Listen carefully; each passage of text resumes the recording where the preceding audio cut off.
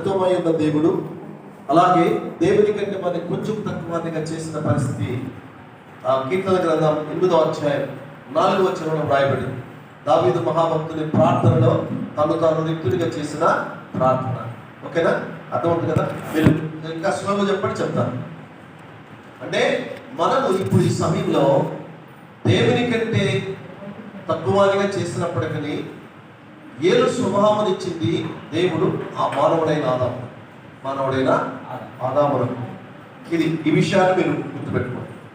సరే, పరిశుద్ధాత్మ దేవుడి గురించి ఇప్పుడు మనం ఇక్కడ కూడా కంపారిజన్లో ఇది మీరు వింటూ ఉండండి, రాసుకునేది కాదు. బయట హిందుత్వము ఉంది, హిందూ మతం, ఇస్లాం మతం, అలాగే క్రైస్తవ మతం. ఈ మూడిట్లో కూడా హిందూ మతానికి క్రిస్టియానిటీకి దగ్గరగా ఉంటాయి. కానీ క్రిస్టియానిటీకి ఇస్లాంకి ఒకే సంబంధం ఉంటుంది, ఒకే సంబంధం.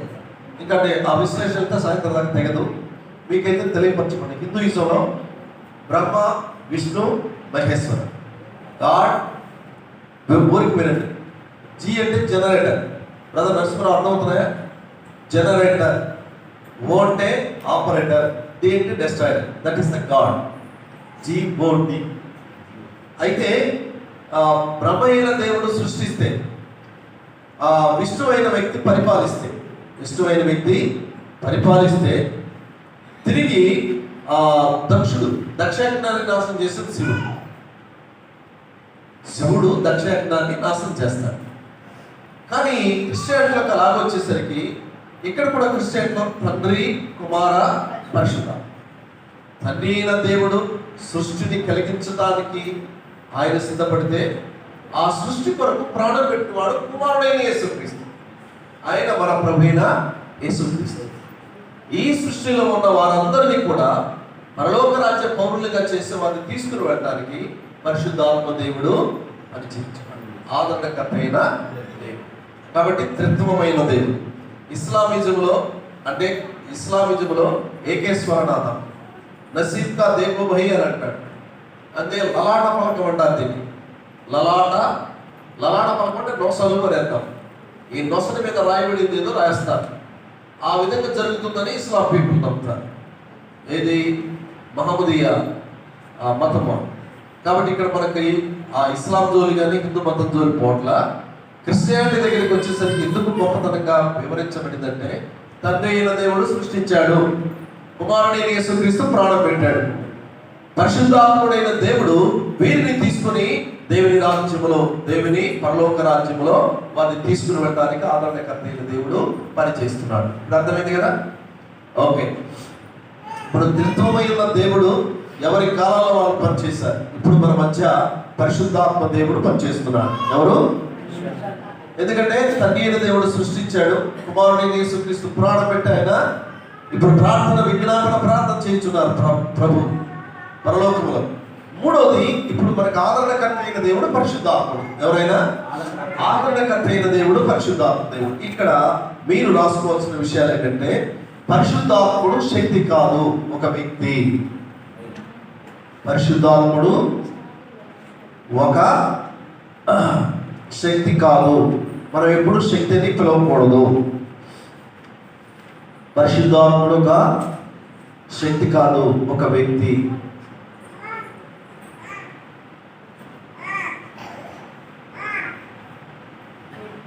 రాసుకున్నారా? పరిశుద్ధాత్ముడు ఒక వ్యక్తి, శక్తి కాదు. పరిశుద్ధాత్మ అంటే మీరు శక్తి అనుకోండి, ఏ పోలేనమో పోచేమో ఎలా వేలుపుల కింద తలవాల్సి వస్తుంది. అలాగ తలస్తే స్త్రీలింగము మనల్ని ఎప్పుడు కూడా ఆ శక్తి మనల్ని ఆవరించినట్టు కాదు. గుర్తుపెట్టుకోండి. వ్యక్తి ఎవరైనా మూర్తిమత్వము కలిగిన వాడు, ఆయన వ్యక్తి, శక్తి కాదు. ఓకే, అలా పిలవకూడదు. కాబట్టి ఇక్కడ మీరు గమనించవలసింది ఏంటంటే, పరిశుద్ధాత్మ దేవుని వ్యక్తిగానే తలంచాలి. మీకు పర్టికులర్గా చెప్పబడుతున్న మాట ఏంటంటే, పరిశుద్ధాత్మ ఒక వ్యక్తి. ఎవరు? ఒక వ్యక్తి. ప్రియులారా, మనము దేవుని సేవకు పిలువబడ్డాం. ఇందులో కూడా మన జీవితం చాలా చిన్నది, కానీ దేవుని పిలుపు అత్యంత విలువైంది. దేవుని పిలుపు, గాడ్స్ కాల్ అనేది ఎంత విలువైంది. మీరు దేవుని కొరకు గిన్నెడు చన్నీళ్ళు ఇస్తే దాని ఫలమును పోగొట్టుకోలేదు. దేవుని పరిచర్య చేశారనుకోండి, అది నిలబడుతుంది. దేవుని పరిచర్య అత్యున్నతమైన పిలుపు అంటారు. అత్యున్నతమైన పిలుపు. ఈ పిలుపులో మనందరం భాగస్వాములు అవుతున్నాం. ఈ భాగస్వామ్యంలో మొదట దేవుని గురించిన విషయాలు మనం కనుగొన్నప్పుడు, తెలుసుకున్నప్పుడు అవి మన హృదయంలో భద్రపరచుకొని బైబిల్ పరిశుద్ధ గ్రంథం మనతో మాట్లాడుతున్న ప్రతి విషయాన్ని చాలా జాగ్రత్తగా మాట్లాడితే ప్రజలు ఆలోచిస్తూ ఉంటారు. వారిలో పరిశుద్ధాత్మ దేవుడు పనిచేస్తాడు. మనం వాక్యం చెప్పగలిగిన వారమే కానీ ఒప్పింపచేవాడు, వారిని నడిపించేవాడు పరిశుద్ధాత్మ దేవుడు. Right, you are right. కాబట్టి ఇప్పుడు మీరు గమనించగలిగిన విషయాల్లో పరిశుద్ధాత్మ దేవుడు మరి మూడో వ్యక్తిగా అనుకుంటున్నాం. తండ్రి అయిన దేవుడు, కుమారుడైన దేవుడు, పరిశుద్ధాత్మైన దేవుడు. God, Son and Holy Spirit అనేక ఆ పదాలు వద్దు. అయితే ఇక్కడ పరిశుద్ధాత్మ దేవుని గురించిన శాస్త్రమే న్యూమటాలజీ. గ్రీక్లో న్యూమా అంటే ఆత్మ అని అర్థం. న్యూమా అంటే ఆత్మ. ఏంటది? ఇంకా కొంచెం లోతుకు వెళ్తే బలమైన గాలి అని ఉంటుంది. విండ్ అంటే బలమైన గాలి అంటే ఆ పదం కూడా రాసుకుంటే అది ఆత్మ రాసుకుంటుంది. ఈయన గురించి గాలి, పరిశుద్ధాత్మ దేవుని గురించి చెప్పబడిన పేర్లు బైబిల్ అంతట్లో కొన్ని చెప్తాను. పరిశుద్ధాత్మ దేవునికి వినియోగించిన పేర్లు. ఒకటి శ్వాస, రాసుకోండి. పరిశుద్ధాత్మ దేవునికి వినియోగించిన పేర్లు.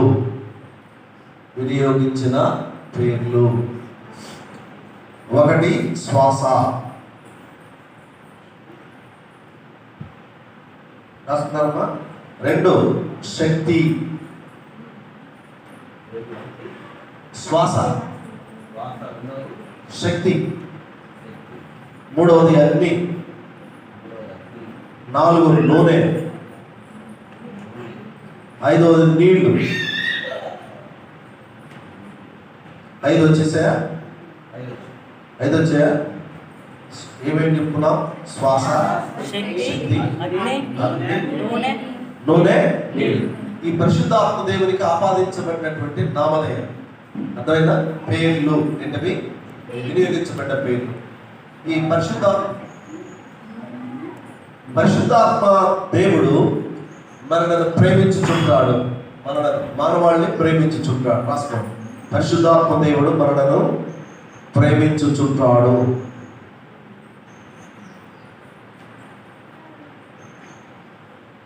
మనలను ప్రేమించువాడు.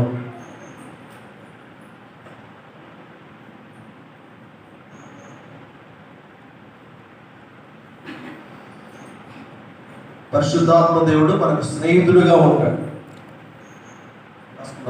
రెండవది, పరిశుద్ధాత్మ దేవుడు మనల్ని ప్రేమించుచుంటాడు, మనకు స్నేహితుడిగా ఉంటాడు, సహాయకుడిగా ఉంటాడు, ఆదరణకర్తగా ఉంటాడు. ఇవన్నీ ఉన్న దైవ పురుషుడని మనం తెలుసుకోవచ్చు. ఒకటి, పరిశుద్ధాత్మ దేవుడు మనల్ని ప్రేమించుచుంటాడు, స్నేహితుడిగా ఉంటాడు, సహాయకుడిగా ఉంటాడు, ఆదరణకర్తగా ఉంటాడు. వీటన్నింటిని బట్టి దైవ పురుషుడని పరిశుద్ధాత్మని గురించి మనం తెలుసుకోగలం. పరిశుద్ధాత్మ దేవుడు మనల్ని ప్రేమించుచుంటాడు. రెండవది, స్నేహితుడిగా ఉంటాడు, సహాయకుడిగా ఉంటాడు, ఆదరణకర్తగా ఉంటాడు. రాసుకుంటారయ్యా? నేను ఎవరిని అడిగితో చెప్పాలి. పరిశుద్ధాత్మ దేవుడు మనల్ని ప్రేమించేవాడుగా ఉంటాడు, స్నేహితుడిగా ఉంటాడు, సహాయకుడిగా ఉంటాడు, ఆదరణకర్తగా ఉంటాడు. వీటన్నిటిని బట్టి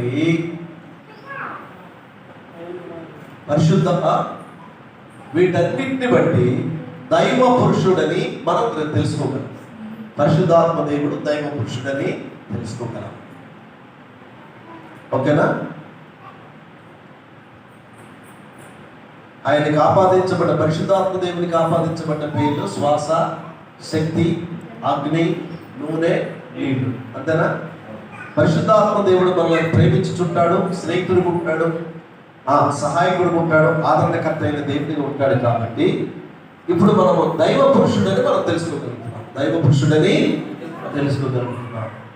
ఇప్పుడు మనం చాలా జాగ్రత్తగా గమనించవలసింది, ఈ మాటల గురించి మీరు ఒక విషయాన్ని మీకు పొందుపరచాలి. ఏంటంటే యోహాను సువార్త 3వ అధ్యాయం 5 నుంచి 8 వచ్చిన యోహాను సువార్త. అందరూ తీసుకోండి, ఆ భాగం చదవండి. అందులో మీరు తీసుకుంటే నేను కొంచెం దీన్ని విడవచ్చి చెప్పడానికి ప్రయత్నం చేస్తాను.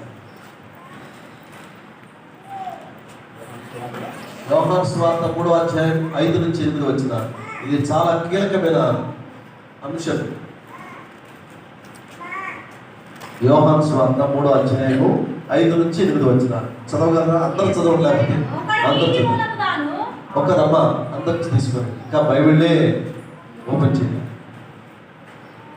యోహాను సువార్త 3వ అధ్యాయము 5 నుంచి 8 వచ్చిన మీరు అందరూ బైబిల్ తీయాలి. బైబిల్ తీస్తే ఒకసారి చూడండి, అందరూ చదువుకోండి. లేకపోతే ఒకసారి చదువుకోండి, త్వరగా చదవండి గట్టిగా. ఒకటి నీటి మూలముగాను ఆత్మ మూలముగాను జన్మించితేనే గాని దేవుని రాజ్యం ప్రవేశింపలేదని నిశ్చయముగా చెబుతున్నాను. శరీరముగా జన్మించిన శరీరమును, ఆత్మ మూలముగా జన్మించిన ఆత్మయునని మీరు కొత్తగా జన్మించుకోదని నేను మీకు చెప్పినందుకు ఆశ్చర్యపడవద్దు. వారి తనకు ఇష్టమైన చోట విధులను దాని శబ్దం విధులే కానీ ఎక్కడి నుంచి వచ్చినా ఎక్కడికి పోలేదు మీకు తెలియదు. ఆత్మ మూలముగా జన్మించిన ప్రతి వాడిని అలాగనే ఉన్నాడు.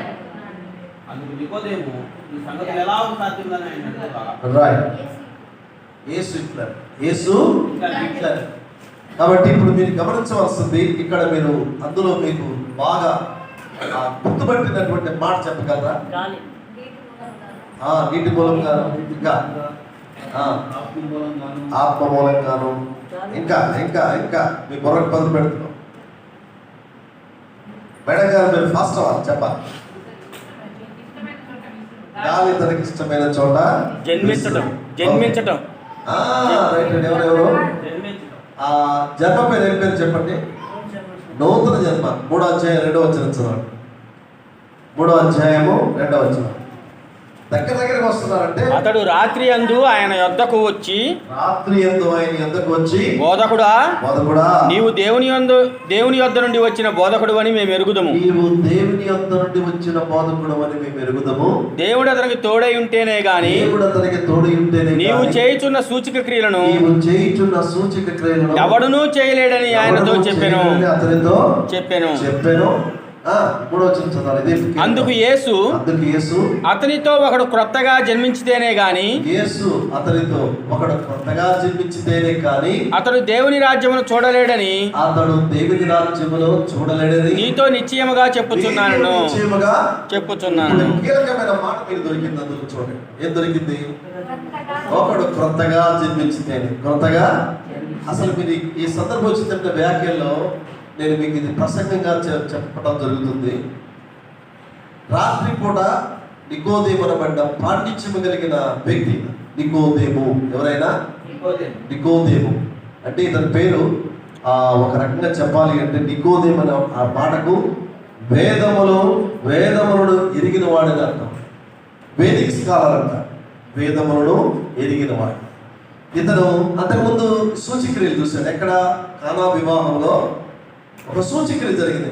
నీళ్ళే ద్రాక్షారసంగా మారిపోయాయి. నీళ్ళే ద్రాక్షారసం. How it possible? ఇది దేవుడితోనే సాక్ష్యం ఇస్తున్నాడు. ఆ మాట ఇందా చదువుకున్న భాగంలో, నీవు దేవుని నుండి వచ్చిన బోధకుడు అని మేము ఎరుగుదము. దేవుడు అతనికి తోడై ఉంటేనే కానీ నీవు చేయుచున్న సూచక్రియలు ఎవడను చేయలేని అతనితో.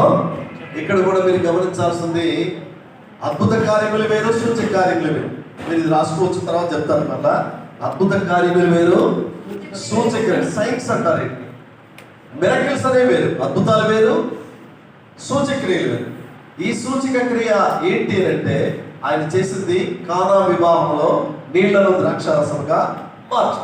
నీళ్లను ద్రాక్షారసంగా మార్చు. కాబట్టి మీరు ఇక్కడ చాలా జాగ్రత్తగా మన రాత్రి వేళ ఇది తెలిసిన పాండిత్యం కలిగిన వ్యక్తి, ధర్మశాస్త్రం అంతటిని పుక్కిట పురాణంగా చదివిన వ్యక్తి. ఆయన పేరు నికోదేము. ఎవరైనా నికోదేము. నికోదేము అన్న మాటకు అర్థం ఏంటంటే వేదములను ఎరిగిన వాడని అర్థం. వేదిక్ స్కాలర్ అంటారు. కొంచెం ఎడ్యుకేటెడ్ అయిన వాళ్ళకి ఈ విషయాలు తెలుస్తాయి. వేదిక్ స్కాలర్ వేదముల అంతమును ఎరిగిన వాడు వేదాంతి అంటారు. వేదము యొక్క అంతమని ఎరిగిన వాడు వేదాంతమని. కానీ బైబిల్ మాత్రం వేదాంతం. వేదం యొక్క అర్థము వేదాంతం. బైబిల్ అలా చెప్పరు. దీన్నేమో దైవ జ్ఞానము అన్నారు, థియాలజీ అన్నారు.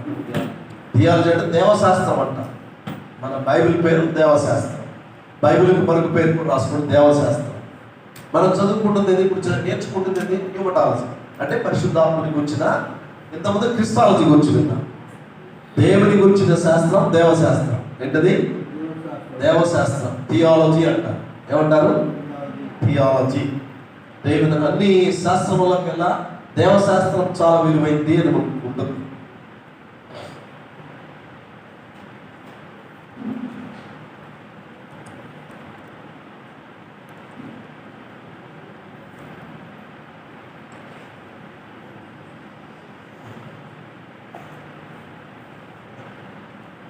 ఏం రాసుకున్నారయ్యా? బైబిల్ పేరు దేవశాస్త్రం, దాన్ని థియాలజీ అంటారు. బైబిల్ అనేది కూడా ఇంగ్లీష్ పదమే. పరిశుద్ధ గ్రంథమే దేవశాస్త్రము. దేవుని గురించిన శాస్త్రం దేవశాస్త్రం. ఎవరిని గురించిన శాస్త్రం? హ్యూమనిజం. హ్యూమటాలజీ అంటే మానవ శాస్త్రం. ఏంటది? మానవ శాస్త్రం. మరి థియాలజీ అంటే దేవశాస్త్రం. దేవుని గురించిన, దేవుడు ఏమై ఉండను, ఆయన ఉనికి ఏమై ఉండదు ఇంతకుముందు మనం విన్నాం. కాబట్టి మనం నేర్చుకునేది దేవశాస్త్రం. ఇందులో భాగంగా పరిశుద్ధాత్మని గురించిన శాస్త్రం. పరిశుద్ధాత్మని గురించిన శాస్త్రం. ఇప్పుడు మనం నికోదేముని గురించి మనం కొంతసేపు ఆయన గురించి వివరాలు తెలుసుకుందాం. ఆ నికోదేము అన్న మాటకు అర్థం చెప్పాం. వేదములు ఎరిగిన వాడిని అర్థం. ఇతడు ఆనాటి సమాజం, యూదా సమాజంలో ఒక పరిసయ్యుడు. ఎవరైనా పరిసయ్యుడు, పార్సీస్ అంటారు. పరిసయ్యులు, శాస్త్రులు, సదుకాయులు, వీళ్ళందరూ కూడా వారికి వీళ్ళందరూ కూడా ధర్మశాస్త్రాన్ని నమ్ముతారు. వివిధ రకాలైన మనకి డినామినేషన్స్ ఉన్నాయి కదా, ఏది ఒక సంఘానికి ఎట్లా ఉన్నాయి, వాళ్ళకు కూడా అలాగే ఉంటాయి. పరిసయ్యులకి శాస్త్రులకు ఉన్న లక్షణం ఏంటంటే శాస్త్రం అంతా ఎరిగినవాడు. ధర్మశాస్త్రమే ప్రాముఖ్యం. అంటే ధర్మశాస్త్రం ఒకటే చాలు అనుకునేవాడు. ధర్మశాస్త్రం అంటే 5 కాండాలు, బలులు, అర్పణలు, నైవేద్యాలు ఇవన్నీ కూడా ప్రాముఖ్యమని ఎరిగినవాడు. దాని గురించి పాటించేవాడు. అలాంటి వ్యక్తి అర్ధరాత్రి వేళ ప్రభుల వారు ఉన్న చోటుకు వచ్చి, దేవుడు నీకు తోడై ఉంటేనే కానీ ఈ సూచిక క్రియలు చేయలేవు. కాబట్టి మరి ఇవన్నీ తెలుసుకోవాలి ఉంది అని అందుకు యేసు ఆయనతో చెప్పిన మాట ఏంటంటే, ఒకడు క్రొత్తగా జన్మించాలి. ఇది ఎలా? క్రొత్తగా జన్మించాలి. ఇదేంటి? నేను మరలా జన్మించడమా? నేను మరలా జన్మించడం అంటే శాస్త్ర పాండిత్యం ఉంది కానీ వాస్తవిక సత్యం తెలియదు. వాస్తవిక సత్యం ధర్మశాస్త్రం అంతా చెప్పగలడు. ఆనాటి యూదా సమాజంలో మరి విశిష్టమైన స్థానాన్ని కలిగిన వ్యక్తిగా ఉన్న ఈ నికోదేము మరి ధర్మశాస్త్రాన్ని పుక్కిట పట్టుకున్నటువంటి వ్యక్తి. ఎటు నుంచి చెప్పగలిగిన యూదుల పిల్లలందరికీ కూడా మనం కూడా చర్చెస్లో రెండెప్పుడు నేర్పిస్తాం. ఒకటి 10 ఆజ్ఞలు, మన పిల్లలందరికీ కూడా 10 ఆజ్ఞలు నేర్పిస్తాం. రెండవది నూతన నిబంధనలకు వచ్చేసరికి నవధన్యతలు నేర్పిస్తాం. నవధన్యతలు మత్తయి సువార్త 5వ అధ్యాయంలో 3వ అధ్యాయంలో ఉన్న విషయాల్లో అక్కడ నవధన్యతలు ఉన్నాయి. ఈ పిల్లలందరికీ నేర్పిస్తారు. సండే స్కూల్ విద్యార్థులందరికీ నేర్పిస్తారు 10 ఆజ్ఞలు. ఈ 10 ఆజ్ఞల ద్వారానే ఏదైనా చేయాలి. అందుకనే యూదుల పిల్లలందరికీ కూడా అవి నేర్పిస్తారు. సో ఈ సమయంలో నికోదేము నూతన జన్మ అని అంటే అసలు ఏంటి అనుకుంటాడు తెలుసా? మరి నూతనంగా జన్మించిన పునర్జన్మ అని అనుకుంటున్నాడా, లేకపోతే ఏంటి? అసలు ఒక రకంగా చెప్పాలంటే మరి తల్లి గర్భంలో ప్రవేశించి మళ్ళా జన్మించాలంటే అది విడ్డూరంగా అనిపించింది. ప్రభుల వారు చెప్పిన ఒక మాట ఏంటంటే నీటి మూలంగా. ఇందాక మనం ఏం చెప్పుకున్నాం? పరిశుద్ధాత్మకి ఆపాదించే పేరు ఏంటి? ఒకటి నీరు, ఆత్మ. ఏంటది? నీరు, ఆత్మ. ఇక్కడ కూడా ప్రభుల వారు అదే మాటను సంబోధిస్తూ ఒకటి నీటి మూలంగా, రెండవది ఆత్మ మూలంగా. ఒకడు నీటి మూలంగా, ఆత్మ మూలంగా జన్మించితేనే కానీ అతడు త్వరలో దేవుని రాజ్యంలో చూడలేడని మీతో నిశ్చయముగా. అప్పుడు ఆయన సమాధానం ఏంటి తెలుసా? ముసలవాడైంది నేనేలాగూ ఇది సాధ్యమని అడిగాడు. చూడండి 4వ వచనం అన్నమాట అన్నాడు. అందుకు నికోదేము ముసలివాడనైన నేను మనుషుడు ఎలాగో జన్మింపగలడు, రెండవ మారు తల్లి గర్భమందు ప్రవేశించి ఆయన అడుగగా యేసు ఇట్లా రెండు అంటే నేను మళ్ళా తల్లి గర్భంలో ప్రవేశించి కొత్తగా జన్మించాలనే ఆ విపరీతమైన ధోరణి భావం. ప్రభువు వారు నీటి మూలంగా ఆత్మ మూలంగా, నీటి మూలంగా ఆత్మ మూలంగా జన్మించితే కానీ పరలోక రాజ్యంలో చేరడని ప్రభువు వారు. అది ఆయనకి అర్థం కాదు. అంటే లోక జ్ఞానం ఉంది, ధర్మశాస్త్ర జ్ఞానం ఉంది, వేదములను చదివిన వాడు, సమాజంలో గౌరవ ప్రతిష్టలు కలిగిన వాడు అర్ధరాత్రి పూట వెళ్ళి ప్రభువు వారి దగ్గరికి వెళ్ళి ఒక మనవి చేసుకుంటున్నాడు. ఇవన్నీ నువ్వు చేయడానికి దేవుడు నీకు తోడైతేనే, దేవుడు నీ పరలోకం నుండి వస్తేనే కానీ ఇవన్నీ చేయలేదు. అంతకుముందు కలవరం జరిగింది కదా, దాన్ని బట్టి. అందుకని ఇప్పుడు నికోదేముకున్న ఆలోచనను బట్టపై ప్రభువు వారు అరటి పండు ఒలిచిపెట్టి నోట్లో పెట్టినట్టుంది అసలు ఆ మాట. ఒకటి నీటి మూలంగా, ఆత్మ మూలంగా. ఒకటి నీటి మూలంగా. ఈ నీటి మూలంగా అనే మాట దగ్గరికి వచ్చేసరికి మనం కొన్ని విషయాలు యేసు ఒక ప్రాముఖ్యమైన ఉద్దేశంతో వెతుకుతున్నట్లు నికోదేములుగా వచ్చు. యేసు ప్రభువు వారిని ఒక ప్రాముఖ్యమైన ఉద్దేశం, ఏదో ఉంది, ఏదో శక్తి ఉందో ఏదో ఉంది. దేవుడు తోడై ఉంటేనే తప్ప దేవుడు అసలు ఈ విధంగా చేయడం అనేది అసాధ్యం. అందుకని యేసు ప్రభువు వారు ఏదో వెతకడానికి ప్రయత్నం చేస్తున్నాడు. ప్రభువు వారు బట్ట బయలు చేశాడు. కాబట్టి ఇక్కడ మరి క్రొత్త జన్మ పునర్జన్మ పాండిత్య పరంగా అది జరిగి తీరాలన్న సంకుచిత అభిప్రాయంతో పాక్షిక పాండిత్యముతో మునిగి తెలియాడు నికోదేము. పాండిత్యం ఉంది, సమాజంలో గౌరవం ఉంది, వేదాంతం గమలీయేలు పాదముల వద్ద నేర్చుకున్నాడు విద్య. నేను ఎవరో కాదు, గమలీయేలు. ఎవరైనా గమలీయేలు వేదాంత శాస్త్రం చదివిన మహనీయుడి దగ్గర బైబిల్లో దరిదాపు 66 పుస్తకాలు రాసిన వారిలో పామరులు మొదలుకొని పండితుల వరకు ఉన్నారు. అర్థమైందా? పశువుల కాపర్లు మొదలుకొని ప్రధాన మంత్రులు ఉన్నారు. ఈ వీటిలో మీరు గమనించగలిగితే పశువుల కాపరి ఆమోసు. పాండిత్య విజ్ఞానం కలిగిన వాళ్ళు నూతన నిబంధనలు 2 ఉన్నారు. ఒకటి యోహాను, రెండవదేమో పౌలు. వీళ్ళిద్దరు మాట్లాడే మాటల్లో చాలా మనకు అర్థం కాని మాటలు. యోహాను సువార్త మాకు చెప్పడానికి నాకు 3 సంవత్సరాలు బోధిస్తే 4 సంవత్సరాలు మేము ప్రాక్టికల్కి వెళ్ళాం. 3 సంవత్సరాలు బోధిస్తే 3 అధ్యాయాలు కాదు. ఇన్ని నోట్సులు రాసుకుంటాం. ఒక్కోసారి చదువుతుంటే అవి ఎందుకు దొరకలేదు అని చూస్తాయి. అంటే యోహాను సువార్త ఎంత విలువైందిగా రాసినట్టే ఆ పాండిత్య జ్ఞానాన్ని మనం అర్థం చేసుకున్నాం. కనుక ఈ సమయంలో దైవ జ్ఞానం అర్థం చేసుకోవడానికి మరి ధర్మశాస్త్రాన్ని చదివినంత మాత్రాన, ఈయనకి ఇలాంటి ఆలోచన ఉన్నంత మాత్రాన క్రొత్త జన్మంతా సమాధిగా అర్థమైంది. కానీ ప్రభువు వారు ఒకటి నీటి మూలంగా, ఆత్మ మూలంగా జన్మించారు. ఆత్మ మూలంగా, ఈ ఒకటేమో నీటి మూలంగా. ఏంటది? ఒకటి నీటి మూలంగా. ఏంటి క్రొత్తగా జన్మించడం అంటే? పాతదానిలోనే క్రొత్తగా పుట్టడం అని నికోదేము తనకు తానే భావించుకుంటున్నాడు. పాతదానిలో నుంచి అంటే మళ్ళీ తల్లిగర్భంలో ప్రవేశించి మరలా నీ కొత్తగా జన్మించాలనే భావన ఆయనకు ఉంది. కానీ ప్రభువు వారు అది చెప్పట్లేదు, ఆ మాట చెప్పట్లేదు. దీన్నే మనం ఇంగ్లీష్లో న్యూ బార్న్ అంటాం, నూతన జన్మ. ఏంటది? నూతన.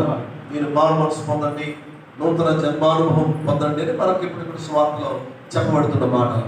ఇందులో మీరు చాలా జాగ్రత్తగా గమనించితే నూతన జన్మ అనగా ఆధ్యాత్మికంగా నూతన భావాలతో, ఆలోచన దృక్పథంలో, నూతన విధానాలతో మరియు నూతన పదాలు ఆవిర్భవించడమే నూతన జన్మ. ఇది రాసుకుని చాలా. నూతన జన్మ అనగా ఆధ్యాత్మికంగా నూతన భావాలతో, నూతన జన్మ అనగా ఆధ్యాత్మికంగా నూతన భావాలతో, ఆలోచన దృక్పథంతో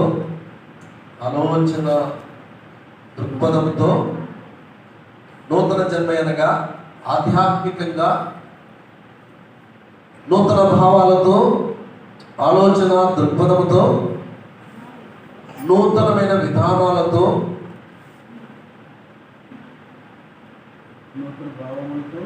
నూతన భావాలతో, ఆలోచన దృక్పథంతో,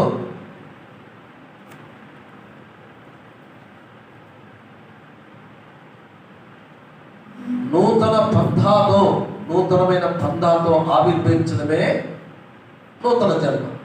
నూతన జన్మ అనగా మనం రాసుకున్నాం కదా, ఆధ్యాత్మికంగా నూతన భావాలతో, ఆలోచనలతో, దృక్పథంతో, నూతన పంథాతో ఆవిర్భవించడం.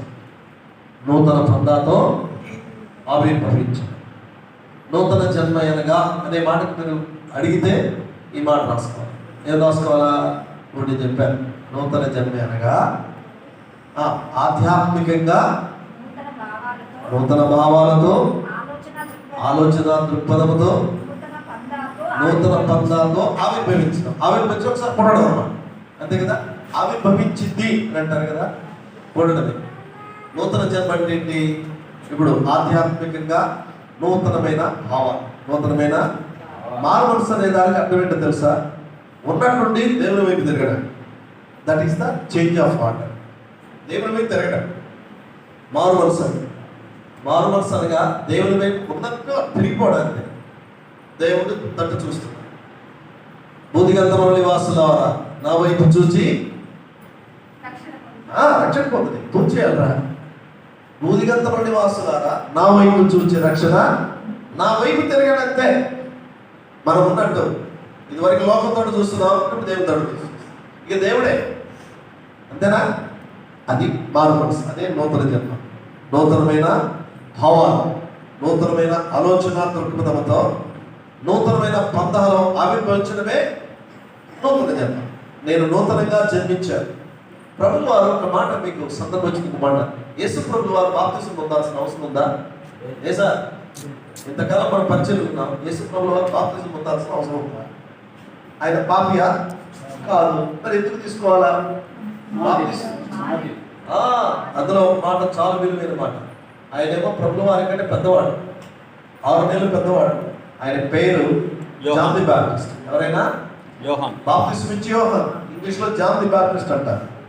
ఆయన నేను వంగి ఆయన చెప్పుల వారు ఇప్పటికైనా పాత్రుడు. సరే, వాల్యుబుల్ వర్డ్. నేను వంగి ఆయన చెప్పుల వారు ఇప్పుడు కూడా ఆ మాట ఆయన ప్రభుల వారు అంటారు. నీతి యావత్తు ఇలాగూ జరగని.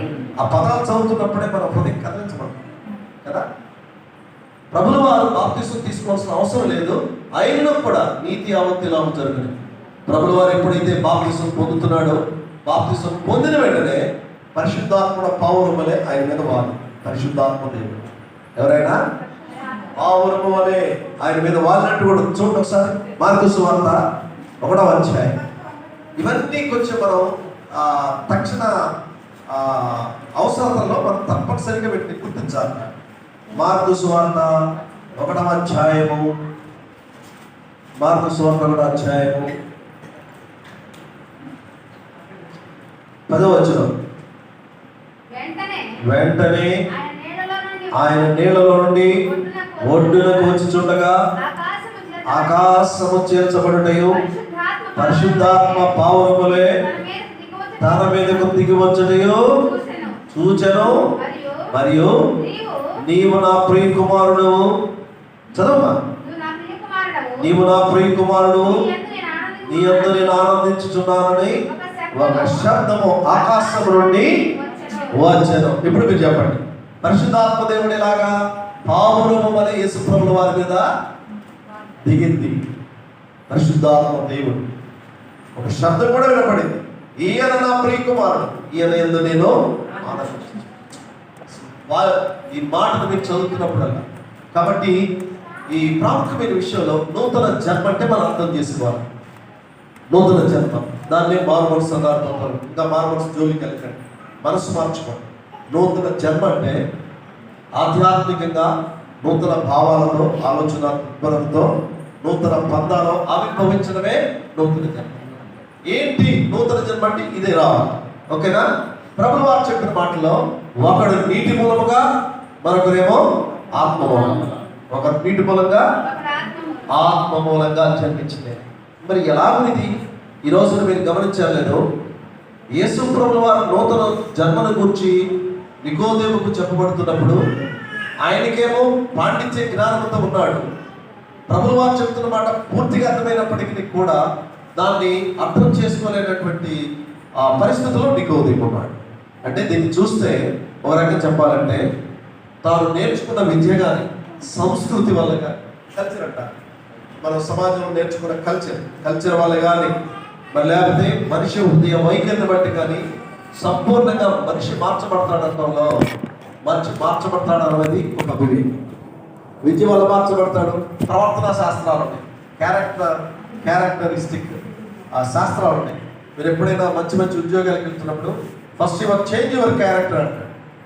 నేను డ్రెస్సు, అపీరెన్స్, ఉద్యోగానికి వెళ్ళినప్పుడు అక్కడ ఎలా నిలబడాలో, ఎలాగో చెప్పాలో ఇవన్నీ నేర్చుకుంటారు. ప్రవర్తన శాస్త్రం అంట. విద్య వల్ల లేకపోతే వారికి ఉన్నటువంటి కల్చర్ వల్ల, సంస్కృతుల వల్ల, మరి లేకపోతే మనిషి హృదయ వైఖరి బట్టి. దీన్నే డ్రామాటిక్ అంటారు. నటించడం అంటారు, చూసారా? నటించడం. మీకు ఉదాహరణ బైబిల్లో చేద్దాం. యేసు ప్రభువు వారికి ఇష్టమైన తోటలు ఉన్నారు. ప్రభువు వారితో పాటు 3 శిష్యులు ప్రార్థన చేస్తున్నారు. రాత్రి మీద దూరం వెళ్ళి ఈయన ప్రార్థన చేస్తున్నాడు. ఇక్కడేమో పేతురు, యాకోబు, యోహానులు ప్రార్థన చేస్తున్నారు.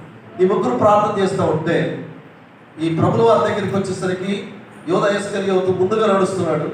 ఆ దివిటీల వెలుగులో చూసిన బోధకుడా నీకు శుభం అన్నాడు. బోధకుడా, అంతకుముందు ప్రభువు వారు మీరు మెలకువకుండి ప్రార్థన చేయమని చెప్పాడు.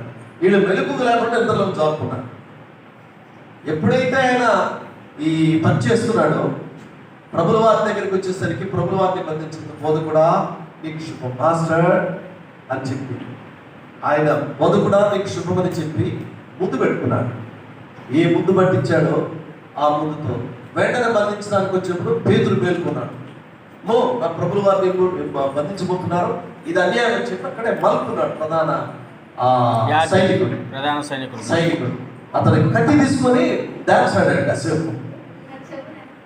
అంటే డాన్స్ అంటే కాసేపు ఇక కత్తి యుద్ధం రాను పరిస్థితి కదా, అందుకని డాన్స్ ఆడనమాట. ప్రభువా నా చేతిలో కత్తి ఉంది, నేను ఎవరిని వేసేస్తానంటాడు. చూడు, వాడు ఎవరిని వేసాడు అర్థం కాలేదు కదా. మళ్ళీ శివుడి దగ్గర పేతురు అంటే కత్తి కరవాలను చేతబట్టిన వాడు వేస్తే అటు తలకాయన లేవాలా, లేకపోతే బాడీలో పడిపోవాలి. అటు చెవి దిగి పడదు. ఏం పడింది? అందుకే డోంట్ ప్లే డ్రామాస్ అంటారు. మన వాళ్ళు చదువుకున్న పిల్లలందరూ కూడా డోంట్ ప్లే డ్రామాలు ఏమోకరమ్మా అంటుంటారు కదా. అందుకని ఇదే పదం అక్కడి నుంచి వచ్చింది. యేసు ప్రభు వారితో డ్రామా వేస్తే ప్రభు వారు మెచ్చుకుంటాడు అనుకున్నాడు. ప్రభువు వారు మెచ్చుకోకుండా పేతురు నీ కత్తి నివారణ పెట్టుకున్నాడు. ఇదేందా ఆయన మెచ్చుకుంటాడు, నాకు రివర్స్ వల్ల అటాకింగ్ జరిగిందని మౌనంగా ఉండిపోయాడు. ఇక పేతురు అక్కడ ఎందుకంటే ఇక ప్రభువు వారు అన్నాడు ఏ కత్తి తీసుకుంటే ఆ కత్తితో మరణమవుతారంటే ఇంకా అక్కడ జరిగిన సంఘటన మలుపు చెవిని మళ్ళా ముట్టి స్వస్థపరచడం ఇవన్నీ అక్కడ ఒక యాదృచ్ఛికం జరిగిపోయిన తర్వాత పేతురు ఇంకా పరుగు జంపు పరిగెత్తుకొని వెళ్ళిపోయాడు. ప్రభువు వారి మీద మహాభక్తి కలిగిన వాడై ఉన్నప్పటికీ కూడా ఒక పిరిగితనం ఉంది అతను. ఆ పిరిగితనం పరిగెత్తుకొని పోయి ఆ ప్రధాన యాజకుడికి ఇంత దగ్గర కూర్చున్నాడు. అదేనా ఇంకా అటువైపు వెళ్ళదు. మనం ఇక్కడ కూడా డ్రామాస్ అనేది ఎందుకు చెప్తున్నాడంటే ఇక్కడ కొన్నిసార్లు మన సంస్కృతి, మన నటన వల్ల మరి హృదయపూర్వకమైన హృదయంలో మనుష్య హృదయ వైఖరిని బట్టి ఎవరిని చూస్తే అక్కడ పోతే ఇప్పుడు సాగత పోతే ఏ రోడ్డుకి పోతే చెప్పండి, మనందరికీ తెలుసు. ఏ రోడ్డుకి పోతే అందరు చెప్పాలి, మీ అందరూ తెలుస్తుంది కదా. ఏ రోడ్డుకి పోతే ఆ రోడ్డు పాట సార్, ఈ మాట వాస్తవే కదా. ఏ రోడ్డుకి పోతారా ఆడ తెలిసినా తెలియకపోయినా సార్ మీరు అంత గొప్పోడు సార్ అంటే బిస్కెట్లు అయినా ఉంటారు చూసారా కదా. ఓ మీరు వేరే వేరే రాజు మాట్లాడారు, రాజకుల చిలక రాజు మాట్లాడారు, బహుపురాకు పరాకు ఆ తర్వాత అనుకుంటారు. ఇదే డ్రామాటిక్ అంటే ప్రభువు వారి సంస్కృతి, నీ విద్యా విధానం, నీ నటన, నీ వైఖరిని మార్చలేదు. నీ వైఖరిని ఇక్కడ స్ట్రైట్ గా చెప్తున్న మాట ఏంటంటే నీ సంస్కృతి, విద్య, నీకున్న హృదయ మనిషి వైఖరి, డ్రామాటిక్ మైండ్ ఇవన్నీ కూడా దేవుని ముందు పనికిరావు. కాబట్టి ఇక్కడ ఏంటంటే నీవు నేను మనందరం కూడా కృతకృత్యం అవ్వాలి అని అంటే, సంపూర్ణంగా మార్చబడాలంటే ప్రభువు వారు చెప్పిన మాట ఆధ్యాత్మికంగా నూతనమైన స్వభావం, ఏంటది అంటే ఇందాక మనం చెప్పుకున్నాం, నూతనమైన భావం, నూతనమైన స్వభావమే భావం, ఆలోచన దృక్పథంలో మార్పు, అంతేకాకుండా నూతనమైన పంటాలో ఆవిర్భవించడమే. ఇది దేవుడు కోరుకునేది. ఇది నీ మారు మనసు అంటే, నీ కొత్త జన్మ అంటే ఇది ప్రభువు వారు. అంటే దీన్ని బట్టి చూస్తే ఈయన ఏమనుకుంటున్నాడు, వాస్తవానికి నికోదేమనుకుంటున్న మాట ఏంటంటే, నేను తల్లి గర్భంలో జన్మించాలా? అది కాదు, నీటి మూలం. ప్రభువు వారు చెప్పబడ్డ ఈ మాటను బట్టి చూస్తే, రెండవది మీరు నూతన జన్మ. నూతన జన్మ అంటే ఒక విప్లవాత్మకమైన మార్పు, విప్లవాత్మకమైన మార్పు. రెండవది ఒక ఆచరణాత్మకమైనదిగా ఉంటుంది. విప్లవాత్మకమైనది నూతన జన్మ. రాసుకోండి, నూతన జన్మ ఒక విప్లవాత్మకమైన ఆచరణాత్మకమైనదిగా ఉంటుంది. అంతరంగంలోనే మాట పెట్టుకోండి. నూతన జన్మ అంతరంగంలో విప్లవాత్మకమైనది, ఆచరణాత్మకమైనదిగా ఉంటుంది. నూతన జన్మ అంతరంగంలో, ఇంకా మీకు అంతరంగం అనే కంటే ఇక్కడ హృదయంలో రాస్తాం. హృదయం విప్లవాత్మకమైన, ఇది నా పదాలు అనమాట, నేను ఈ పెట్టాను. విప్లవాత్మకమైన ఆచరణాత్మకమైనది ఉంటుంది. ఆచరించడానికి, అంతే కదా, ఆచరించడానికి విప్లవంతో కూడిన ఆ విప్లవాత్మకమైన మార్పు ఏంటంటే, ఇక నేను ఎన్నటికీ కూడా, మీరు గమనించారు లేదు ఎప్పుడైనా ఈ రాజ్యం కోసం పోరాడే వ్యక్తుల్లో, నా ప్రాణం తెగించిన, నా ప్రాణం పోయిన, నేను ఈ పందాను వీడను. ఒకసారి గద్దరు మీటింగ్ చేస్తూ పాటలు పాడుతుంటే, మీరు నా పాటను ఆపగలిగితే, నా గొంతుకును మీరు ఆపాలని ప్రయత్నం చేస్తే, నా కాళ్ళ సవడిని ఆపాలని ప్రయత్నం చేస్తే, నా చేతులు కాళ్ళు నరిగితే నా గొంతుకుతో గడమెత్తుతాను అన్నాడు. నా గొంతును సవరిస్తే నేను దొర్లుకుంటూ ప్రజల్లోకి వెళ్తాను. అంటే ఏంటి, నేను చనిపోతే దాని వరకు చేస్తాను, నా గొంతుకును ఊహించగలరే కానీ నా విప్లవాత్మకమైన మార్పును మీరు ఛేదించాలి. అర్థమైందా? అటు వెళ్ళకూడదు మనం. ఇది విషయం. విప్లవాత్మకమైనది నూతన జన్మ అనగా విప్లవాత్మకమైనది, ఆచరణాత్మకమైనదిగా ఉంటుంది. మరి ఈరోజు ఇంకా మీరు అక్కడ ఆగి కొంచెం నా వైపు, ఈరోజు మరి మోడర్న్ క్రిస్టియన్స్ ఉన్నారు. వీఆర్ ఆల్ మోడర్న్ క్రిస్టియన్స్, నవీన క్రైస్తవుల మనం. అంటే క్రైస్తవులు అంటే ప్రభువును అనుసరించేవారు. మనం ఎలా ఉన్నామని చూస్తే మన పరిస్థితి ఎలాగంటే, నూతన జన్మ అంటే కేవలం సిద్ధాంతం. ఏంటది? మీరు రాసుకోవద్దు, వినండి అయ్యా బ్రదర్. చూడండి అశోక్, ఒక సిద్ధాంతం, ఒక డాక్టర్, ఒక దేశం. అరే చర్చికి వెళ్దాం, చర్చికి వెళ్తే పాస్టర్ గారు బోధిస్తుంటాడు. సార్ అర్థమవుతున్నాయిగా, చర్చికి వెళ్తుంటే పాస్టర్ గారు బోధిస్తుంటాడు. పాస్టర్ గారు ఏం చెప్పాడు? ఒక సబ్జెక్ట్ చెప్పాడు. ఏం చెప్పాడు? మన్నా బ్రహ్మాండం చెప్పాడు. పాస్టర్ గారు భలే టాలెంట్ ఉందిరా అని எனக்கு సిద్ధాంతం చెప్తారు. సిద్ధాంతంలాగా తలంచుకోండి, సిద్ధాంతంలాగా ఈరోజు తలస్తున్నారు. రెండవది అలంకారమైన విషయంగా భావిస్తారు. అంటే క్రిస్టియానిటీ అంటే చర్చికి వెళ్తాం, అలాగే పేద సాధనకు సాయం చేయటం, ఇది అనుకుంటారు. అంతే కదా?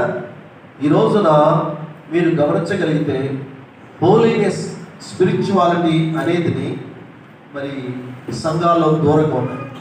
హోలీనెస్, పరిశుద్ధత, ఆధ్యాత్మికత. అర్థమవుతుందా? Holiness, spirituality.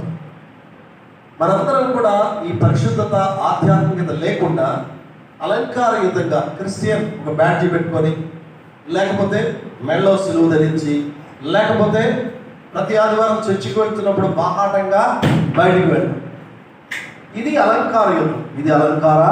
ప్రభువు వారు దానికి విరుద్ధంగా చెప్పి, నూతన జన్మ అంటే విప్లవాత్మకమైన మార్పు, ఆచరణాత్మకమై ఉంటుంది. మరి మనం ఇలా ఉంటే క్రీస్తునందు నూతన జన్మానుభవం ఎలా ఉండాలో నికోదేముకి బోధిస్తున్నారు. మరి మనం ఈ సమయంలో చర్చి క్రిస్టియానిటీ బట్టి చూస్తే మీకు ఒక మాట చెప్పాలా. చర్చి క్రిస్టియానిటీ బట్టి చూస్తే ఈరోజు ఎలా ఉన్నాయని మీరు చెప్తే, ఒకటి ప్రార్థనలు. ఏంటవి? చర్చిల్లో జరిగే ప్రార్థనలు. రెండవది, ఎవరు ఎక్కువ కంటే దశమ భాగాలు ఇచ్చారు. చర్చి కాంగ్రిగేషన్లో ప్రార్థనలు. ఏంటవి? ప్రార్థనలు జరుగుతాయి. జరగాలి. రెండవది దశమ భాగం. ఏంటవి? మూడవది కృతజ్ఞతార్పణ. దశమ భాగం ప్రతి వాడు కూడా దశమ భాగం చెల్లించాలి, కృతజ్ఞతార్పణ. నాలుగవది ఆరాధన. ఏంటది? ఆరాధన. దేవుడు ఆత్మ కనుక ఆయన ఆరాధించేవారు ఆత్మతోనూ సత్యతోనూ ఆరాధించాలి. అర్థమవుతుందా? చర్చి కాంగ్రిగేషన్, చర్చి ఆరాధనలు ఎలా ఉన్నాయంటే ఈ 4 విషయాలు. ఒకటేంటి?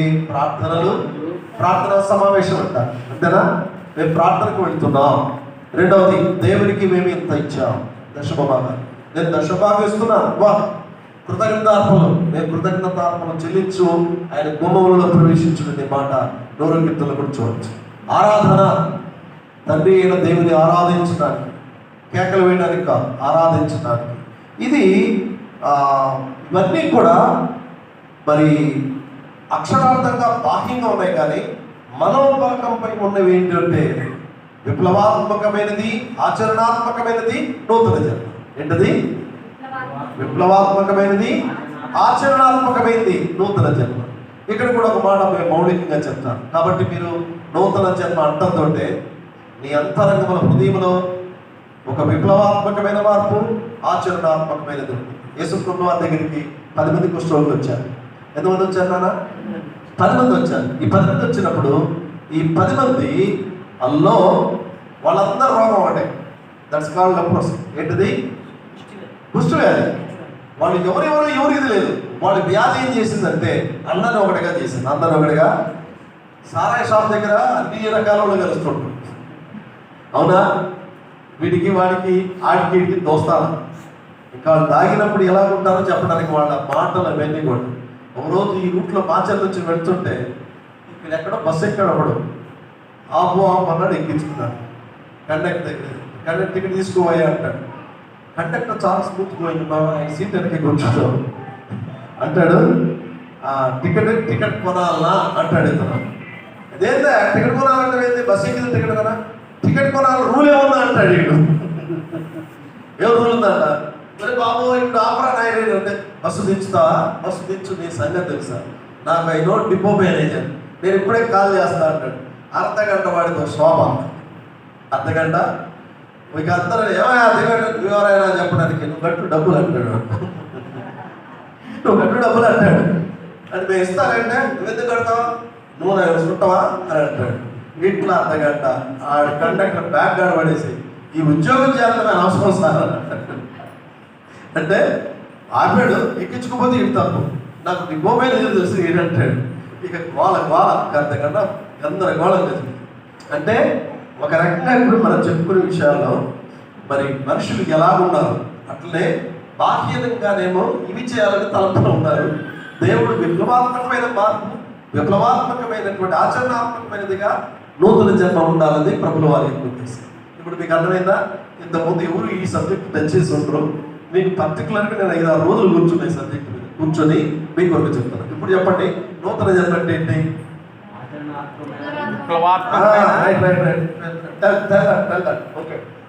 Your opinion. మీరు చెప్పండి, మీరు చెప్పాలి. మీరు ఏం చెప్పడం కదా, మీరు చెప్పాలి. నూతన జన్మ అనగా విప్లవాత్మకమైనది, ఆచరణాత్మకమైనది. అది ప్రభువు వారు చెప్పారు. దాని అర్థం ఏంటి? కొత్తగా జన్మించడం. కొత్తగా జన్మించిన అదే నూతన జన్మ. జన్మించాలి. నేను చెప్పాను అన్నమాట. ఆధ్యాత్మికంగా జన్మించడం అంటే ఆధ్యాత్మికంగా నూతన భావాలు, నూతన ఆలోచన, నూతన భావాలతో ఆలోచన దృక్పథంతో. నువ్వేదో కొత్త రాసుకున్నావు బ్రదర్. నూతన జన్మ అంటే ఆధ్యాత్మికంగా నూతనమైన భావాలతో, ఆలోచన దృక్పథముతో, నూతనమైన పంథాతో ఆవిర్భవించడమే నూతన జన్మ. ఇప్పుడు మీరు ఈ మాట రాసుకోవాలి. నేను చెప్పిన కొత్త రాసుకోవద్దు. నూతన జన్మ అనగా ఆధ్యాత్మికంగా నూతన భావాలతో, ఆలోచన దృక్పథంతో, నూతనమైన పంథాతో ఆవిర్భవించడమే నూతన జన్మ. ఇప్పుడు అర్థమైంది కదా? పుట్టడం ప్రభుల వారు చెప్పిన దానికి మన బేరీస్కి లోకంలో ఎట్లా ఉంది? లోకంలో చూస్తే క్రిస్టియానిటీ అంటే ఏంటి? ప్రార్థన సమావేశానికి వెళ్తాం, దశమ భాగాలు ఇవ్వటం, ఆరాధనలు చేయడం, ఇవే అనుకుంటున్నారు. ఇది చర్చ్ కాంగ్రిగేషన్ యూనిటీ. బట్ ప్రభువు వారు చెప్పింది ఏంటి? నీలో మార్పు రావాలి, మీరు నూతనంగా మార్పు చేయాలి, నూతనంగా జన్మించాలి. అదే నికోదేముకు చెప్పింది, ఈనాడు సమాజానికి చెప్పాల్సింది, మనం చెప్పాల్సింది కూడా ఇదే. ఈయనేమనుకుంటున్నారు? వాస్తవానికి ఈ భాగంలో నేను 3 విషయాల గురించి త్వరగా చెప్పి ముందుకు వెళ్తాను. ఒకటి, మీరు చెప్పారు, నూతన జన్మ అంటే ఒక సంపూర్ణమైన ఆంతరంగిక మార్పు. ఆంతరంగిక, నీ అంతరాత్మలో మార్పు, అంతరాత్మలో మార్పు. ఇది కూడా కొంత పదమే. నూతన జన్మ అన్నారా? నూతన జన్మ అనగా ఒక సంపూర్ణమైన ఆంతరంగిక మార్పు. చాలా విషయాలు మిస్ అయ్యారమ్మా. ఓకే, నో ప్రాబ్లం, మరలా చెప్తాను కానీ నూతన జన్మ అనగా ఒక సంపూర్ణమైన ఆంతరంగిక మార్పు. ఆంతరంగిక మార్పు, ఏ స్పిరిచువల్ మెటాఫార్సిస్ అంటారు. ఏ స్పిరిచువల్ మెటాఫార్సిస్, అది మీకు ఆంతరంగంలో మార్పు. అంటే ఇదివరకు ఉన్న పరిస్థితి అంతా కూడా ఒకసారి చేంజ్ అయిపోయింది. ఆంతరంగిక, ఈ విధులు ఏమున్నాయి? నూతన ఆధ్యాత్మిక, నూతనమైన భావం ఉంది, ఆలోచన దృక్పథం ఉంది. ఆ నూతనమైన బంధాలో పుట్టారు. నూతనమైన బంధాలో నేను ప్రభు కొరకు బాప్తిసం తీసుకొనిచున్నాను, ఆయన నా కొరకు ప్రాణం పెట్టాడు, సిలువలో రక్తము నేను ఆయన పెట్టాను, నేను ఆయనకి సాక్షి. మీరు బాప్తిసం తీసుకున్నప్పుడు ఇదే చెప్తారు కదా? చెప్పారా? చెప్పలేదు. దేవుని బిడ్డలుగా ఇది ఖచ్చితంగా చెప్తారు. ప్రభు యేసుక్రీస్తు నా కొరకు ప్రాణం పెట్టాడు, సిలువలో తన రక్తము చిందించాడు, నేను ఆయన కొరకు సాక్షిని. ఎంతవరకు? మరణం పర్యంతం వరకు. ఇందుకు నేను సాక్షి, ఇందుకు నేను. ఇదే నూతనమైన పంత మార్పు, ఆంతరంగిక మార్పు. విప్లవాత్మకమైన, ఆచరణాత్మకమైన ఉంటుంది. ఇక నువ్వు అక్కడికి వెళ్ళినవాడు, ఇందాక చెప్పిన మాట మర్చిపోయాను. ఆ 9 మంది ఎక్కడ ప్రభులు వారంటే ఒక్కడు మాత్రం కృతజ్ఞత కలిగి వచ్చాడు, ఒక్కడే. వేర్ ఇస్ ద 9 అంటాడు. వేర్ ఇస్ ద 9 అని అడిగితే ఆ 12 ఎక్కడ అంటే ఇతను మాత్రము యాజకుని దేవాలయం దగ్గరికి వచ్చి అక్కడ నేను ప్రభు వల్ల స్వస్థత పడ్డా, మార్పు చెందాను, నా దేహం మారిపోయింది. కాబట్టి దేవాలయం కృతజ్ఞతార్పణ చెల్లించడానికి వచ్చాను. సరే, ఇక అటు వైపు వెళ్ళకూడదు. కాబట్టి నూతన జన్మ అంటే ఒక సంపూర్ణమైన ఆంతరంగికమైన ఆంతరంగిక మార్పు, ఆంతరంగిక మార్పు చేంజ్. ఇంకా నూతన జన్మలో ఏముంటాయి? నూతన జన్మలో ఏముంటాయి? నేను రాసాను, నేను కూడా చెప్తాను. నూతన జన్మ వచ్చిన తర్వాత నూతన జన్మలో ఏమేమి ఉంటాయి? అమ్మ, మీరు ఇందాక ఒక పదం మర్చిపోయారు, రుజుకుమార్. ఒకటి, నూతన జన్మ అంటే నూతనమైన, మీరు మాత్రం రాసుకోండి. నూతన జన్మ అనగా ఆధ్యాత్మికంగా నూతన భావాలతో, ఆధ్యాత్మికంగా భావాలతో, ఆలోచన దృక్పథంతో, నూతన పంథాతో ఆవిర్భవించడమే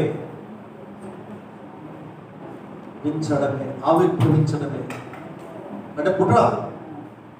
అర్థమైందా? మీరు ఇప్పుడు చదువు. నూతన జన్మ అంటే ఏంటి?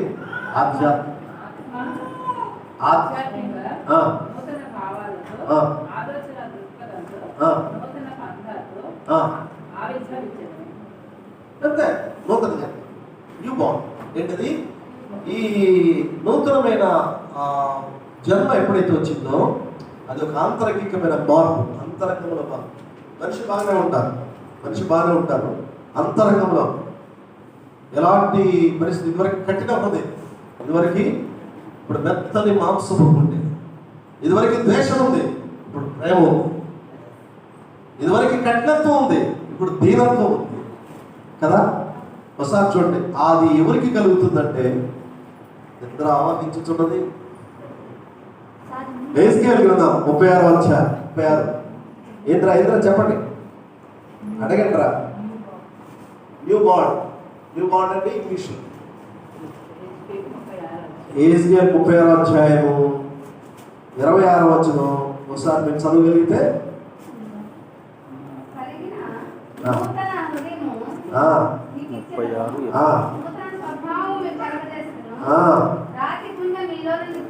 ఏకుంటే కొండ లాంటి రాతి గుండె ఇది వరకు ఉంది, ఇప్పుడు రాతి గుండె తీసివేసి మీకేమిస్తాను? మెత్తని మాంసపు గుండె, మెత్తని మాంసపు మెత్తని. మనం అందుకే ఈరోజు సమాజానికి కావాల్సింది కఠిన హృదయులు కాదు, దయార్థ హృదయం. మీరు ఎవరిపైనా జాలి చూపించండి, ప్రేమ చూపించండి, అది ఫలిస్తుంది. అది ప్రేమ. ఇప్పుడు లోకముని ప్రభువు వారు అన్నాడు, నేను లోకమును ప్రేమించుచున్నాను. దేవుడు లోకమును ఎంతో ప్రేమ కావాలి. మీ ఇంట్లో ప్రేమ కావాలి, మీ భార్య భర్తల మధ్య ప్రేమ కావాలి, అన్నదమ్ముల మధ్య ప్రేమలు ఎక్కడ ఉన్నాయి? ద్వేషమే ఏళ్తా ఉంది, ద్వేషమే ఏళ్తా ఉంది. ఏమో అర్థం అవుతున్నారా? లోకములో ప్రేమ ఆప్యాయతలు కరువైపోతుంది. ద్వేషాలు, పగలు, కక్షలు, కార్పణ్యాలు కట్టాలు తెచ్చుకొని ప్రవహిస్తున్నాయి, కట్ల పావులా. కానీ ఇప్పుడు మనం దేవుని పిల్లలకి ఏం రావాలా? ఆంతరికమైన మార్పులో ప్రేమించాలి. నీ శత్రువును కూడా ప్రేమించమన్నా, నీ శత్రువును కూడా. మరి ఏదో ప్రేమిస్తే మన పరిస్థితి ఎక్కడంటే అని అంటారు. నీ దేవుడు నీకు ఇప్పుడు తోడుకున్నాడు. అది క్రిస్టియానిటీ యొక్క సౌలభ్యం ఏంటంటే, నీ దేవుడు నీ ఇంటిలో, నీ సంఘంలో, నీ వ్యక్తిగత జీవితంలో ఎక్కడికి వెళ్తున్నా నీ దేవుడు నీకు తోడుకున్నాడు. ఉండడా ఏ సీను ఫుల్గా సారా తాగినోడు.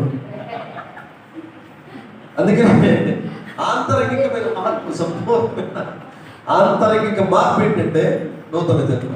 సంపూర్ణమైన అందులో కూడా కొంచెం కూడా లేదుగా, కొంచెం కూడా కొంచెం. ఒకసారి నారాయణ పాత్ర అడుగుతున్నాడంట, బాయ్ మీకు చెప్పబడుతున్నాయండి, ఎక్కుతున్నాయంటే భాష గారు అన్నీ ఎక్కినాయి కానీ అది చివరి తోకపోలేదండి. ఎన్నోడు ఎలక్కలు చదువుతున్నాడు, అంత పోయిందంట, తోకుందంట, తోకపోలేదంట. అంటే ఎలికలు చూస్తుంది నీడు అనిపించక. కనుక ఇక్కడ కూడా మనం చాలా ఆంతరికమైన మార్పిడి నూతన జన్మ. నూతన ఇప్పుడు మీకు ఏంటి పాపం ఈరోజు క్లాస్ ఆడితే బెటర్ అనుకున్నాను. అవునా అవునా, సరే సరే సరే.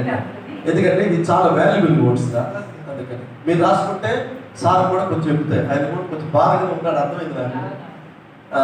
నూతన జన్మలో ఏమేమి ఉంటాయి? నూతన జన్మలో నూతన జన్మలో జన్మ ద్వారా ఆవిర్భవించినటువంటి ఆంతరిక మార్పులు కలిగినటువంటి లక్షణాలు ఏంటంటే, అంతకుముందు చెప్పాను కదా, ఆధ్యాత్మికంగా నూతన భావాలతో, ఆలోచన దృక్పథంతో, నూతన పదాలు ఆవిర్భవించిన వ్యక్తిలో ఒక ఆంతరికమైన మార్పు జరుగుద్ది. అంతరంగంలో మార్పు. నేను ప్రభువు నమ్ముకున్నాను, ప్రభువు నా రక్షకుడు, ఆయన కొరకు ప్రాణం పెట్టాడు, తీర్మానం వచ్చేస్తాను. ఆ వచ్చిన వ్యక్తులు ఏమేమి ఉంటాయంటే, అంతర్లీనంగా దాగి ఉన్నటువంటి ఏంటంటే, ఒకటి ఆనందం. ఏంటది? ఆనందం. లోకంలో ఆనందం కాదు, దేవుడిలో ఆనందం. ఆనందం. రెండవది రక్షణానందం. ఆనందం వేరు, రక్షణానందం వేరు. శారీరకంగా ఉండేది ఆనందం, రక్షణానందం, రక్షణను కూర్చున్న ఆనందం, రక్షణానందం. మూడవది ఉత్సాహం. ప్రభుల వారితో కూడా, ప్రభువా నీతో మరణమునకైనా సిద్ధం అన్నాడు ఒక ఆయన. ఎవరైనా? పేతురు. రైట్, మళ్ళీ గుర్తుపెట్టుకున్నారా? ప్రభువా నీతో మరణమునకైనా సిద్ధమే అన్నాడా లేదు? కాబట్టి ఇది చాలా ప్రాముఖ్యమైన విషయం.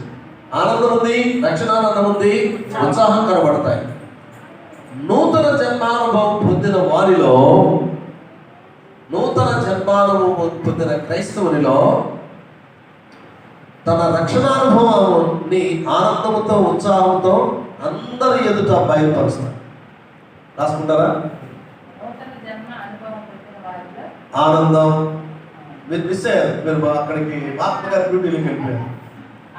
ఆనందం, రక్షణానందం, ఉత్సాహం కనబడతాయి. వాళ్ళు ఏమేమి కనబడతాయా? మానవసు పొందాడనే వ్యక్తిలో ఒకటి ఆనందం, రక్షణానందం, ఉత్సాహం కనబడతాయి.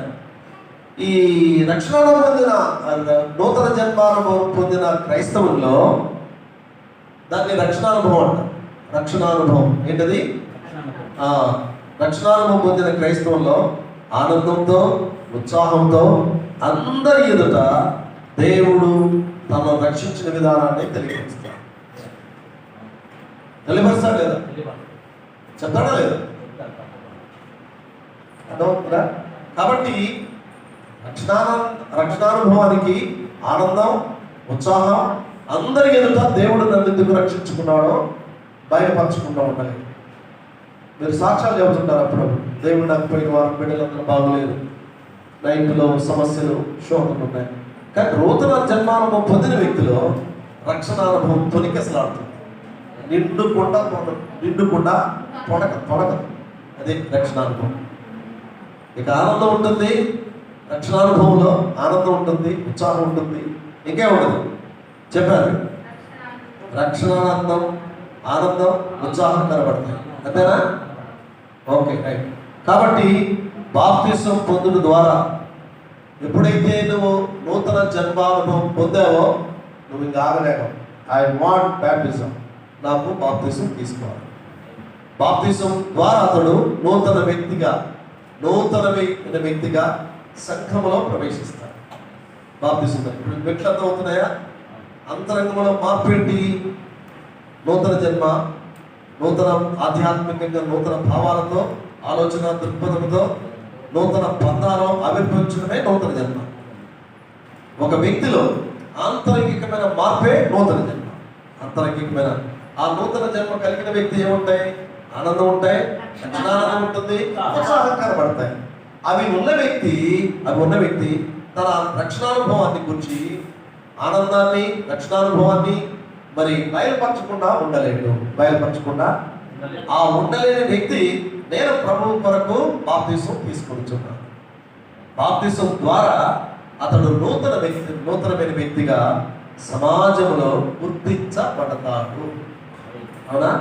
వచ్చిందో మెట్లు వచ్చినాయా మీకు? ఇది కరెక్టా కాదా చెప్పండి. ఇంకేమైనా డౌట్స్ ఉంటే చెప్పండి. అమ్మా చెప్పండి. నూతనమైన మనసు మారు మనసు అనొచ్చు. ఇవి నూతన జన్మం. నరసింహరావు అర్థమవుతున్నాయి కదా? అశోక్ అమ్మా మీకు ఇస్తే అర్థమవుతున్నాయి కదా? ఓకే. కాబట్టి ఇది చాలా వాల్యుబుల్ వర్డ్, కొంచెం లోతుగా ఉంటుంది. ఇది చాలా డెప్త్ కలిగిన సబ్జెక్టు. మీకు అర్థం కావాలి. నీకు అర్థం కాకపోతే నువ్వు మాట్లాడుతుందనే అలాంటి జనం మీద రాలేసి తిప్పుతావు. అంతే కదా? నీవు విడమర్చి చెప్పగలిగినప్పుడు మీ పొరుగు వారు, బంధువులు, స్నేహితులు, what is the meaning of you bond అనే దానికి ఇది అర్థమైందా? ఒక వ్యక్తి ఆధ్యాత్మికంగా నూతన భావాలతో, ఆలోచన దృక్పథంతో నూతన బంధాలు ఆవిర్భించడమే నూతన జన్మ. ఓకే. ఒక ఆంతరంగికమైన మార్పు కలిగిన వ్యక్తి నూతన జన్మానుభవం. ఆంతరంగికమైన మార్పు ఆ వ్యక్తిలో, నూతన జన్మానుభవం కలిగిన వ్యక్తిలో ఆనందం ఉంటుంది, రక్షణానందం ఉంటుంది, ఉత్సాహం ఉంటాయి. ఆ ఉన్న వ్యక్తి ఆ రక్షణానుభవాన్ని గురించి తన ఆనందాన్ని వ్యక్తం చేసుకోకుండా ఉండలేడు. అందరి ఎదుట ఆ సాక్ష్యాన్ని బయలుపరుస్తాడు. ఆ సాక్ష్యాన్ని బయలుపరిచిన వాడు బాప్తిసం తీసుకోకుండా ఉండలేడు. బాప్తిసం తీసుకోవడం ద్వారా సంఘంలో చేర్చబడతాడు. ఇది ఇక్కడ మీకు 2 రెఫరెన్స్లు ఇద్దామని అనుకుంటున్నాను. మీకు ఓపిక ఉంటే 2 రెఫరెన్స్. ఒకటి అపోస్తలుడైన పరిశుద్ధుడైన పౌలు రోమీయులకు రాసిన పత్రిక 6వ అధ్యాయం 6వ వచనం చదవండి. కొంచెం మీకు ముందుకు వెళ్తాం. 6వ అధ్యాయం 6వ వచనం. ఏమనగా మనం ఇంకనూ పాపములకు దాసులమై ఉండగా పాప శరీరము నిరర్థకమగునట్లు మన ప్రాచీన స్వభావము ఆయనతో కూడా సిలువ వేయబడ్డని. ఇంతకుముందు పాపములకు దాసులు. ఎవరికి దాసులు? పౌలుడు అనేది చెప్తున్నాడు. ఇంతకుముందు పాపములకు దాసులు. కాబట్టి మనం ఖచ్చితంగా శిక్ష వెతికి పారుతున్నాం. ఇప్పుడు మనం ప్రభువునందు ఇప్పుడు మనం ఏం చేస్తున్నాం? చదవరాదు, మరొకసారి చదవండి. యేసుక్రీస్తు నూతన సృష్టిగా మార్చబడ్డాం. రోమీయులకు రాసిన పత్రిక 6వ అధ్యాయం 6వ వచనం. ఏమనగా మనం ఇంకను పాపమునకు దాసులము కాకుండానట్లు పాప శరీరము నిరర్థకమగునట్లు మన ప్రాచీన స్వభావం ఆయనతో కూడా సిలువ వేయబడ్డని ఎరుగుదము. అంటే ప్రాచీన స్వభావం ఏముంది? ఇంతవరకు బూతులు తిట్టేవాళ్ళం, ఇంతవరకు గుడికి వచ్చేవాళ్ళం కాదు, యేసుక్రీస్తుని లక్ష్య పెట్టేవాళ్ళం కాదు, దైవ సన్నిధిని అసలు లక్ష్య పెట్టేవాళ్ళము. ఇప్పుడు పాప శరీరము నిరర్థకం అవుతుంది. దేని ద్వారా? బాప్తిసం ద్వారా. దేని ద్వారా? అదవుతుందా? ఇంకా మీకు కొంచెం అర్థం కావడానికి 4వ వచనం చదవండి. 6వ అధ్యాయం 4వ వచనం. కాబట్టి తండ్రి మహిమ వలన క్రీస్తు మృతుల నుండి ఎలాగూ లేపబడినో అలాగే మనమును నూతన జీవము పొందిన వారమై నడుచుకున్నట్లు మన బాప్తిస్మం వలన మరణములో పాలు పొందుటకై ఆయనతో కూడా ఇది ప్రభుల వారు పాతి పెట్టబడ్డారు. పాపములకు మనం కూడా పాతి పెట్టబడ్డాం. అర్థమైందా? ఇప్పుడు అర్థమైందా? కేవలం డౌట్స్ ఉంటే చెప్పండి. పాపము శరీరము నిరర్థకం వల్ల ఈ శరీరంతో పరుగులెత్తాం, డబ్బుల కోసం పరిగెత్తాం, ఇష్టం వచ్చిన కార్యాలు పరిగెత్తాం. కానీ ఇప్పుడు శరీరం నిరర్థకం కావాలంటే ప్రభుత్వ పాటు సిలువ మన కొరకు సిలువ వేయబడ్డ ప్రభుల వారు మన శరీరము నిరర్థకం కొరకు పాపమునకు బదులుగా మరి దాసులము కాకుండా ఉండాలి అంటే మనము బాప్తిసం అదే యేసుక్రీస్తునందు నూతన సృష్టి. నూతన ఇప్పుడు పాత జీవితం, నూతన జీవితం, ప్రాచీన స్వభావం, ఇప్పుడు నూతన జీవితం. నూతన జీవితం కలిగిన వ్యక్తి ప్రార్థన చేసుకోకుండా ఉండలేడు, చర్చికి వెళ్ళకుండా ఉండలేడు, అలాగే తన సాక్ష్యం చెప్పకుండా ఉండలేడు, సంఘముతో కలవకుండా ఉండలేడు, దైవ కార్యక్రమాలతో ఆసక్తి చూపకుండా ఉండలేడు. It is the characteristics of Christianity. అదేనా బ్రదర్? అర్థమంత నరసింహరావు ఈరోజు కొంచెం డల్గా ఉన్నావు, నాకు అర్థం కాదు. సరే, why what's that, what happen? ఓ అది డల్నెస్ కనపడుతుంది. పోయి అక్కడికి వచ్చుకోండి. సో నేను అది మీరు చాలా జాగ్రత్తగా అమలారు, మీకు అర్థమవుతుందా? ఓకే, కాబట్టి ఇక్కడ మీరు చాలా జాగ్రత్తగా గమనించగలిగితే ఈ విషయాలని పరిశుద్ధులైన పౌలు అన్నమాట పాప శరీరంలో నిరంతకమైనట్లు మీరు కూడా బాప్తిసం పొందారు. అప్పుడే నూతన సృష్టి, ప్రాచీన స్వభావం పోతుంది, నూతన జీవం మనలోకి వస్తుంది. ఇంకొక మాట చెప్తాను. కొరింథీయులకు రాసిన 2వ పత్రిక 5వ అధ్యాయం 17 వచ్చి. కొరింథీయులకు రాసిన పత్రిక 2వ అధ్యాయం 17 వచ్చి. కొరింథీ 2వ కొరింథీ 5:17. 2వ కొరింథీ 5:17. కాగా ఎవడైనను క్రీస్తు యేసు నందున్న ఎడల వాడు పాత సృష్టి కదా, నూతన సృష్టి. కొత్తగా పాతవి గతించను, ఇవి సమస్తమును క్రొత్తవి. కాబట్టి ఇప్పుడు మీరు చెప్పాల్సింది అంటే మీరు నూతన సృష్టి, పాత సృష్టి, నూతన సృష్టి. ఇవాళ న్యూ క్రియేషన్, నూతన సృష్టి. యేసుక్రీస్తు నూతన సృష్టి. సో ఈ భాగాలన్నీ మీకు అర్థమైంది. ఇప్పుడు మీకు చెప్పాను, ఈ భాగాల్లో మీరు గమనించండి. నికోదేము అనే మాటకి అర్థమైంది. చెప్పాలా? ఎవరు చెప్తున్నారు? వేదములు ఎరిగిన వాడు. ఎలా కూర్చుంటే ఏంటి రాజ్యం అంటే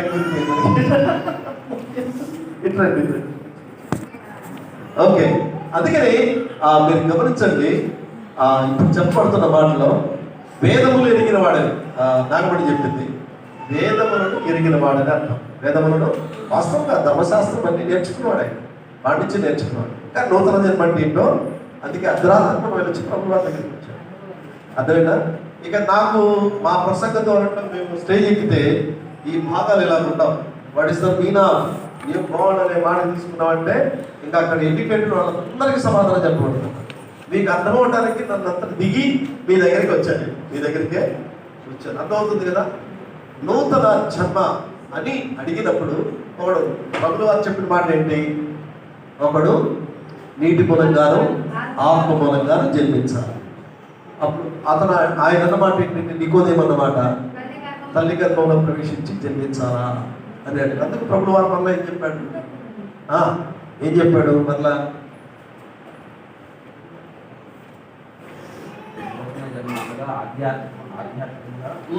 నూతన ఆలోచనలతో, నూతన భావాలతో సూచన బాబు కాపీ కూడా చెప్తాను. పొద్దుకులు ఎన్నిసార్లు చెప్పాను? నూతన జన్మ అనగా ఆధ్యాత్మికంగా ఆలోచన దృక్పథంతో నూతన బంధాల్లో ఆవిర్భవించడమే నూతన జన్మ. ఈ నూతన జన్మకు ఉన్నటువంటి ఒక లక్షణం ఏంటంటే నూతన జన్మకు ఒక విప్లవాత్మకమైంది ఆచరణ, అనుభవాత్మకమైంది, ఆచరణాత్మకమైంది. అంతేకాకుండా ఇంకోటి కూడా చెప్పాను, నూతన జన్మ ఒక సంపూర్ణమైన ఆంతరంగిక మార్పు. అంతరంగంలో ఇందాక మనం చదువుకున్నాం, మెత్తని మాంసపు గుండెను మిగించారు, రాతి గుండెను తీసివేసి, అంటే దయార్థ హృదయం.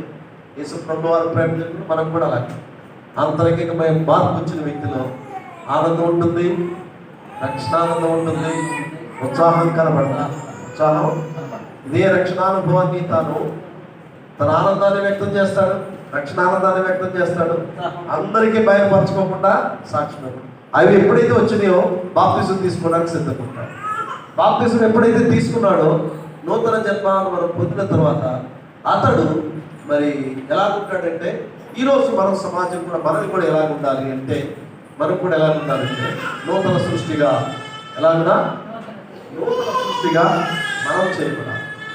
ఇక్కడ ఇంకా వాక్య భాగంలోకి వెళ్తే చాలా దూరం పోయేటట్టుంది కనుక ఒక మాట చెప్తాను. అదేంటంటే, నూతన జన్మానుభవం పొందినవాడు ద్విజుడు. నూతన జన్మానుభవం పొందినవాడు ద్విజుడు. రెండు ఆశీర్వాదాలు. ఒకటేంటి తెలుసా? నూతన జన్మానుభవం పొందితే ద్విజుడు అంటే రెండు ప్రజ్ఞాన్ని జన్మించినాడు. ఒకటేమో తల్లి గర్భం నుంచి జన్మించాడు, రెండవదేమో నూతన జన్మ. అర్థమవుతుందా? రెండు రకాలుగా జన్మించాడు. ఒకటేమో శారీరక జన్మ, రెండవది ఆధ్యాత్మిక జన్మ, అదే నూతనమైన జన్మ. ఈ రెండు కలిగిన వారికి ఒకేసారి మరణిస్తాడు. ఈ రెండు జరిగి ఒకసారి జన్మించినప్పుడు 2 సార్లు ఎదుర్కొంటాడు. మళ్ళా చెప్తాను. ఒకటేమో శారీరక జన్మ, రెండవది ఆధ్యాత్మికమైన జన్మ. ఆధ్యాత్మిక జన్మ, నూతన జన్మ. ఈ రెండు జన్మలు కలిగిన వారికి, అంటే శారీరక జన్మ, ఆధ్యాత్మికంగా నూతన జన్మ కలిగిన వారికి ఒకే ఒక మరణాన్ని ఎదుర్కొంటాడు. అర్థమవుతుందా? ఒకే ఒక మరణం. ఆ మరణం ఏంటంటే, ఆ మరణం ఏంటి? శారీరక మరణం. రెండు జన్మలు కలిగిన ఒకే మరణం. మనం చనిపోతాం కానీ పరలోక రాజ్యానికి వెళ్తాం.